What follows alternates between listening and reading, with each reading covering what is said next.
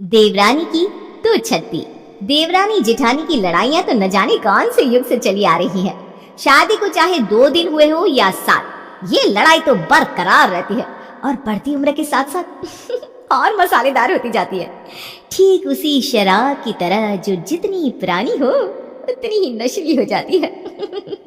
शराब से याद आया, इसी बात पर निर्मला निवास की बहुएं रसोई में काम करती हुई बातें कर रही थी। मेरे करण को तो किसी चीज की गंदी आदत नहीं थी, ना बेफिजूल घूमना फिरना, ना कोई लड़की का चक्कर, बस पढ़ना और थोड़ा बहुत खेलना। अब बच्चा है तो खेलेगा ही, पर लगता है तुम्हारा बेटा मेरे करण के बोर्ड्स खराब करके ही मानेगा। शायद बेफिजूल बड़बड़ाने में आप ये भूल गई हैं भाभी कि आपका बेटा मेरे बेटे से बड़ा है। प्रेम छोटा होकर आपके बेटे को कैसे बिगाड़ सकता है, जरा मुंह फाड़ने से पहले सोचा तो कीजिए। मैं मुंह फाड़ती हूँ कि तुम मुंह फाड़ती है, और इसी मुंह से निकल गई बाबूजी को नागिन। आज मरे ही क्या बाबूजी, उनको तो मरे 10 साल हो गए। हाँ तो तेरी शादी को कितने साल हुए? 14 साल। 4 साल भी अपने ससुर को भोग नहीं पाई तू। उस दिन तूने ही परोसा था ना बाबूजी को खाना, मैं तो ना आ रही थी। अब क्या खिलाया तूने ये तो तू ही जाने। मैं तो कितने सालों से खिला रही थी उन्हें, तब तो उन्हें कुछ नहीं हुआ। अगर मुझे उन्हें जहर खिलाना होता ना भाभी, तो शादी की रात ही खिला देती। 2 साल 4 साल इंतजार नहीं करती। तो मुंह खोलने के पहले सोचा कीजिए। और जिस हिसाब से आप कह रही है ना, मुझे तो लगता है इस सब में आपका ही हाथ था, क्योंकि कौन दोपहर के 2 बजे नहाने जाता है। हार्ट अटैक से मौत हुई थी बाबूजी की, तो क्या मिला दूंगी खाने में? अपनी बात आई तो हार्ट अटैक से मौत हुई थी, और मैंने बोल दिया तो जहर है। और रोज की तरह फिर सवेरे सवेरे अपनी दोनों बहुओं का कलेश सुनकर पार्वती रसोई में आती है। मर गया तुम्हारा ससुर, वो तो स्वर्ग में है, नरक में तो मैं हूँ। उसकी मौत पर मत रो, उसे जहाँ जाना था वो चला गया। जब वो जिंदा था तब भी तुम दोनों का यही कलेश था, तुम लोगों का यही कलेश खा गया उसे। अब मैं जिंदा हूँ तो मेरे मरने की तैयारी तो मत करो, चुप रहो दोनों। इसमें मैंने क्या किया माँ जी? आप तो घूम फिर कर मुझ पर ही आ जाती हैं। एक काम कर बहू, खा जा मुझे। हाँ, माले के जब भी ना करूँ क्या मैं? एक माला फेरती नहीं कि तुम दोनों के चीखने चिल्लाने की आवाजें आने लगती है। बच्चे बड़े हो रहे हैं, जरा तो शर्म करो। वो लोग क्या सीखेंगे ये सब देखकर? रात के खाने के वक्त घर के दोनों बेटे विपुल और शुभम घर लौटते हैं। पूरा घर साथ में खाने बैठता है। क्या खाना बनाया मम्मी आपने? आहा, मजा आ गया। थैंक यू बेटा। माँ जी, आपके लिए गरम फुल्के लाऊं? अरे अभी तो 1 रोटी खाई है बेटा, और तो लूंगी है ना। सीमा किचन में फुल्के लाने जाती है कि उसके पीछे से निराली डाइनिंग टेबल पर आकर सबसे पूछती है, कैसे लगा खाना सबको? करण, अच्छे से खाना बेटा, तेरे एग्जाम्स आने वाले हैं ना, अभी तुझे हेल्दी रहना है। ठीक, तेरे लिए खास तेरी कटहल और मूली की सब्जी बनाई है मैंने। और माँ जी, दाल ठीक बनी है ना? पालक की आपको पसंद है ना? खाना तुमने बनाया? हाँ, तो जिस दिन से ब्याह कर आई हूँ मैं ही तो कलछी चला रही हूँ। सीमा तो कह रही थी कि खाना उसने बनाया। और जैसे ही विपुल ये कहता है, निराली का पारा चढ़ जाता है। कहाँ है सीमा? बाहर आ तू, तब से 1 फुल्का नहीं बना तुझसे। अब खुद सोच लीजिए माँ जी, जिस औरत को 1 फुल्का बनाने में इतना वक्त लगता हो, वो पौने घंटे में क्या ही बनाएगी रोज खाना? हाँ, रोज मैं ही बनाती हूँ। सीमा बस रसोई में आकर मूर्ति की तरह खड़ी हो जाती है। एक प्याज काटने में से आधा घंटा लगता है, सारा काम मुझसे करवाती है, और वाह भाई खुद लूट लेती है। अब आप ना खाने की ड्यूटी बांध दीजिए, क्योंकि ऐसे सारा काम मुझ पर ही आ जाता है। जबान चल जाए आपकी भाभी। खाइए माँ जी की सौगंध खाइए, और बोल दीजिए कि मैं कुछ नहीं करती। रखिए ना माँ के सर पर हाथ। झाड़ू पोछा कपड़ा बर्तन कौन करता है सब कुछ? भगवान, हाथ जोड़ती हूँ मैं तुम दोनों के, मेरी सौगंध कोई मत खाओ। ये खाने का कलेश बहुत हो गया, कर ही देती हूँ ड्यूटी अलग। पर खाने की ड्यूटी अलग अलग टाइम पर करने से घर के कलेश खत्म होते हैं क्या कभी? जो यहाँ होते, दिन बीतते जाते हैं, सीमा और निराली के बीच झगड़ों के कलेश और कारण भी बढ़ते जाते हैं। नाश्ता तो मेरे हिस्से में ही आता है भाभी। मैं भी चाहूँ तो आपके बेटे को टिफिन में 2 रोटी कम दूं, पर ऐसे ओछे काम मैं नहीं करती, क्योंकि ऊपर बैठा भगवान ना सब देख रहा है। पर रात के खाने में आप मेरे पति के प्लेट में कम सब्जी डालती है, उस वक्त सोचती भी नहीं। जब उस परमात्मा की लात पड़ेगी ना, तब अकल ठिकाने आएगी आपकी। यूँ तो देवर बेटे के समान होता है, पर आपने तो उसे नौकर तक का दर्जा नहीं दिया। अरे मुझे क्यों पड़े लात? मेरे दुश्मनों को पड़े।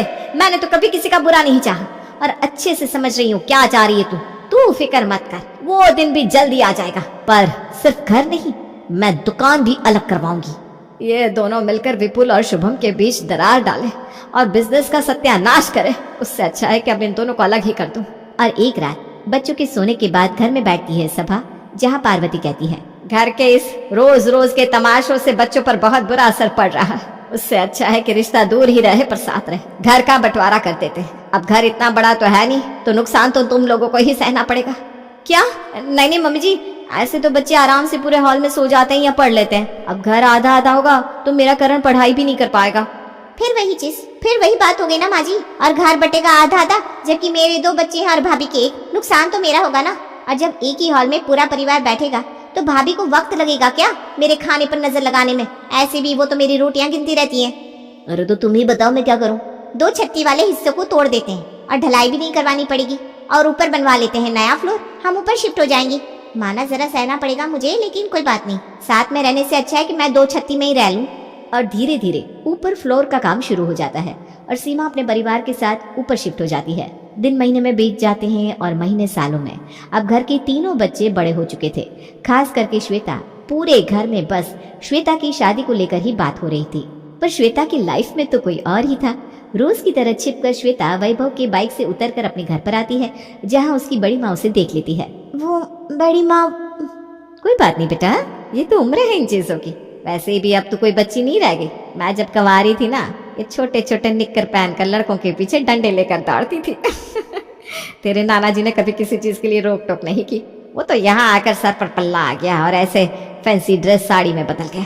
हाँ, तेरी माँ थोड़े पुराने ख्यालों की है, पर तेरी बड़ी माँ ऐसी नहीं है। कौन था वो लड़का है? रोज देखती हूँ मैं बाइक पर लेकर जाता है तुझे। मेरी कॉलेज में पढ़ता था बड़ी माँ, वैभव नाम है उसका। आप प्लीज मम्मी से इस बारे में कुछ मत कहिएगा, वरना वो बेकार में बिगड़ जाएंगी। अरे तेरी माँ तो हर बात पर बिगड़ती है, तो आदमी बोलना छोड़ दे क्या बेटा? तू फिक्र ना कर, तू इस घर की इज्जत है। मैं बेकार में बात नहीं बनाऊंगी। और वैसे भी अगर तू उस लड़की के साथ घूमेगी नहीं तो उसके बारे में जानेगी कैसे? अगर समझ में आए तो फिर इसी से शादी कर लेना, और सही ना लगे तो लड़कों की कमी है क्या? बाजार में से बेस्ट लड़का ढूंढ कर लाएंगे तेरे लिए। ये सुनते ही श्वेता अपनी बड़ी माँ के गले लग जाती है। अब तो श्वेता को अपनी माँ से ज्यादा निराली ही भाती थी। कहाँ थी तू इतनी देर तक? वो नीचे थी मम्मी, बड़ी माँ के पास बैठी हुई थी। जिंदगी में इस औरत ने मुझे जीने नहीं दिया, अब मेरे बच्चों को भी अपने पक्ष में करने लगी पड़ी है। एक पति कम था भाभी की चापलूसी करने, जो बच्चे भी बड़ी माँ करने लगे। ऐसी कोई बात नहीं है मम्मी, वो तो बस मेरा हालचाल पूछ रही थी। जाकर आई है ना बड़ी माँ के पास, तो उनकी तरफदारी तो करेगी ही। अब अगर शाम तक तेरी तबीयत बिगड़ी ना तो नजर उतारने मुझे मत कहना। न जाने तेरे बाप और तुम लोगों को क्या खिला देती है वो। ऊपर तो संग्राम हो ही रहा था कि करण नीचे आता है और प्रेम को आवाज लगाता है। अरे प्रेम भाई नीचे आ जा यार, गेड़िया मारने नहीं जाना क्या? दुकान में बैठा कर ये गेड़िया मारना छोड़ दे। प्रेम को देख कैसे पूरे 6 घंटे दुकान में ड्यूटी देता है। मैं प्रेम नहीं हूँ माँ। अरे तो बन जा, अब तेरे पापा की उम्र हो रही है, बूढ़े हो रहे हैं वो। आगे पहले ही प्रेम को कुछ सौंप देंगे। जब तेरे दुकान में बैठने की बारी आएगी ना तो 50-50 की जगह 75-25 का हिसाब हो जाएगा। तुम यार मम्मी घूम फिर कर वही पुराण शुरू कर देती। मैं जा रहा हूँ ऊपर प्रेम को बुलाने। करण जैसे ही ऊपर जाता है उसकी चाची उसे देखकर बैठने को कहती है। आ करण बैठ बैठ, नीचे के फ्लोर की तरह ये फ्लोर उतना हवादार नहीं है। चाची तेरी गरीब है, 2 छत्ती को ही फ्लोर बनाकर रहती है। अरे नहीं चाची, ऐसी कोई बात नहीं है, सब ठीक है। सीलिंग छोटी है ना, दम घुटता होगा तेरा, पर क्या कर सकते हैं बेटा। जब तक प्रेम आता है मैं तेरे लिए गर्मा गर्म पूरियां तल कर लाती हूँ। सीमा करण को पूरियां खिलाती है। एक आप है चाची जो मन भरकर मुझे पूरी कचौड़ी खिलाती है, और एक मम्मी है मुझे तला हुआ खाना छूने तक नहीं देती। कहती है वजन बढ़ गया तो शादी में मुश्किल हो जाएगी। तेरी माँ तो बेटा शुरू से ही लोगों के खाने पर कंट्रोल करती आई है। अब मुझे क्या पता था कि अपने बेटे के साथ भी वो यही करेगी। खाना तो मन से खाना चाहिए। जिस लड़की की किस्मत में तू लिखा है ना वो तुझे मिलकर ही रहेगी, चाहे तू कितना ही मोटा रहे, चाहे कितना ही पतला रहे। हाँ, अब अगर मन में कोई है तो अपनी चाची को बता दे। अरे क्या चाची, आप भी कहाँ से कोई होगी? मम्मी किसी लड़की से बात करने देती है क्या मुझे? अरे पर कोई तो है तेरे जीवन में, क्योंकि मैंने देखा तो तूने वो स्टेटस लगाया था ना, बहुत प्यार करते हैं तुमको सनम। कोई है तो बता दे, मुझे कोर्ट मैरिज करवा दूंगी तेरे। खड़े होकर तेरे चाचा और मैं विटनेस बन जाएंगे। एक शाम श्वेता अपनी बड़ी माँ के साथ बैठी हुई थी और हमेशा की तरह घर की जेठानी अपने काम में लगी हुई थी। देवरानी की चुगली करने में। एक एक रोटियों के लिए तरसी हूँ बेटा मैं। इस घर में ना तेरी माँ ने कब नहीं रुलाया मुझे, पर भगवान सब देखता है। तू ही बता, बचपन में कभी ऐसा हुआ है कि मैं अपने करण के लिए टिफिन बॉक्स लेकर आई और तेरे और प्रेम के लिए ना लाई? मैंने तो सब बच्चों को बराबर देखा, पर तेरी माँ को घर की एकता भाई ही नहीं। ऊपर पूरा फ्लोर बनाकर रहती है, फिर भी सबको पकड़ पकड़ कर कहती है 2 छत्ती में रहती हूँ, 2 छत्ती में रहती हूँ। ऐसी होती है क्या 2 छत्ती सोफे सेट के साथ है? पर मुझे क्या, मैं तो चाहती हूँ वो खुश रहे। तू ब्याह कर अच्छे घर में चली जाए बस। निराली श्वेता से सीमा की चुगली कर रही थी कि तभी सीढ़ियों से उतरकर सीमा बाहर जाने के लिए आती है और अपनी बेटी को अपनी जेठानी के साथ बैठा देख लेती है। एक ही तो बेटी है मेरी, उसे भी खाकर मानेगी क्या आप भाभी? अलग तो हो गई मैं, अब तो छोड़ दीजिए मेरी बच्ची को। बस मम्मी कितना बोलोगी आप? नहीं नहीं श्वेता बेटा, अपनी माँ से ऐसे बात नहीं करते, गलत बात। गुस्से में सीमा श्वेता के पास जाती है और उसे थप्पड़ मार देती है और बस घर में मच जाता है बवाल। सभी भागते हुए वहां आते हैं। 85 साल की हो गई हूँ मैं, इस उम्र में भी तुम लोगों का कलेश शांत करती रहूं क्या मैं?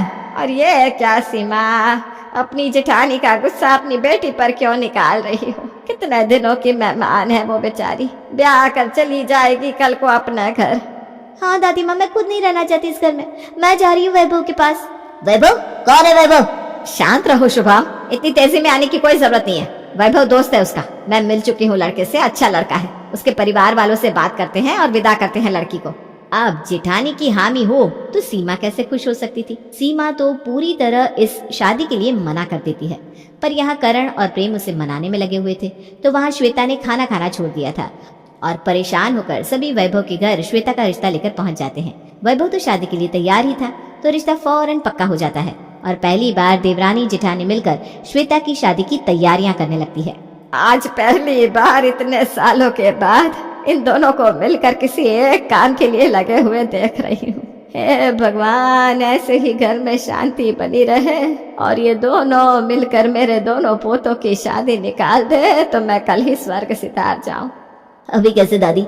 अभी तो मेरी गर्लफ्रेंड से भी मिलना है आपको, और फिर प्रेम का भी तो नंबर है। दोनों की शादी में आप मैंडेटरी हो। इन देवरानी जेठानी के प्यार पर हमें भरोसा नहीं है। फेरे पूरे हो जाते हैं और श्वेता विदा हो जाती है। अपनी श्वेता को जाता देख सीमा फूट फूट कर रोने लगती है, जहाँ उसे निराली संभालती है। खुश रहेगी तेरी बेटी, अपने मनपसंद के लड़के से शादी की है ना, और वैभव बहुत अच्छा लड़का है सच में। मुझे माफ कर दीजिए भाभी, छोटी हूँ आपसे, पर कम जबान नहीं लड़ाई मैंने, पर आपने तो मेरी बेटी की शादी में मेरी मदद की, मुझे माफ कर दीजिए। माफी तो मुझे मांगनी चाहिए, तू तो छोटी है, बचपना तो होगा ही तुझमें, पर मुझ में तो बड़प्पन होना चाहिए था। पर मैं भी बच्चों की तरह लड़ती रही। अब सब कुछ भूल जाते हैं और फिर से एक हो जाते हैं। इतने सालों के बाद अपनी दोनों बहुओं को एक होता देख पार्वती की आंखों में आंसू आ जाते हैं और वो अपनी दोनों बहुओं को आशीर्वाद देकर उन्हें गले लगा लेती है। अब मैं खुशी खुशी मर पाऊंगी, वरना हमेशा मेरे मन में यही खटकता रहता है कि मेरा परिवार बढ़ चुका है, प्राण भी नहीं निकलते मेरे। ऐसे कैसे माँ जी? अभी तो आपकी करण की पसंद की हुई लड़की से भी तो मिलना है। शुभम, साथ में तू प्रेम के लिए भी लड़की ढूंढना शुरू कर दे। दोनों भाइयों की साथ में ही शादी करवा देंगे। यहाँ बेटी विदा हुई है, वहाँ दो बहुएं साथ में आ जाएंगी। तो तुम्हारी 2 छत्ती मम्मी? आग लगी 2 छत्ती को, मैं तो वापस नीचे आऊंगी अपनी जेठानी के पास। ऊपर तो मेरा मन ही नहीं लगता था। क्या बताऊं भाभी, कितना कुछ है मेरे पेट में आपको बताने के लिए। अरे तेरी बहन की वो बेटी जो भाग गई थी, उसका क्या हुआ? और सब कुछ भूलकर देवरानी जेठानी अपनी बातों में लग जाती है। सीमा वापस से नीचे शिफ्ट हो जाती है। एक ही फ्लोर, एक ही रसोई, सब कुछ पहले की तरह, सब कुछ अच्छा चलता है। और 8 महीने बाद दोनों लड़कों की एक साथ शादी भी हो जाती है और दुल्हन बनकर प्रिया और नेहा अपने ससुराल आ जाती है। दरवाजे पर, पीछे हट जाओ नेहा, इस घर की बड़ी बहू मैं हूँ, तो गृह प्रवेश पहले मेरा होगा। बिल्कुल सही कहा था मेरी माँ ने। लव मैरिज करके आएगी तो सर पर बैठकर तांडव करने की कोशिश करेंगी। मुझे लगा ये पुरानी बात है, पर देखो दरवाजे पर भी आपने अपनी औकात दिखा दी। अरे बेटा, ये क्या बात कर रही हो तुम लोग? साथ में दोनों का गृह प्रवेश करवा देते हैं। बिल्कुल सही कहा सीमा तुमने। किसी तरह रात तो गुजर जाती है, पर अगली सुबह जैसे ही घर की नई देवरानी जेठानी रसोई के अंदर जाती है, अंदर से बर्तन फेंकने की आवाजें आनी शुरू हो जाती है। हे भगवान, मेरी बहुएं एक हुई तो मेरे पोते की बीवियां अलग हो गई। लगता है ऊपर की 2 छत्ती का दरवाजा फिर से खोलना पड़ेगा। मैंने तो पहले ही कहा था, देवरानी जेठानी के बीच की लड़ाई न जाने कितने सालों से चलती आ रही है और आगे भी ऐसे ही चलती रहेंगी।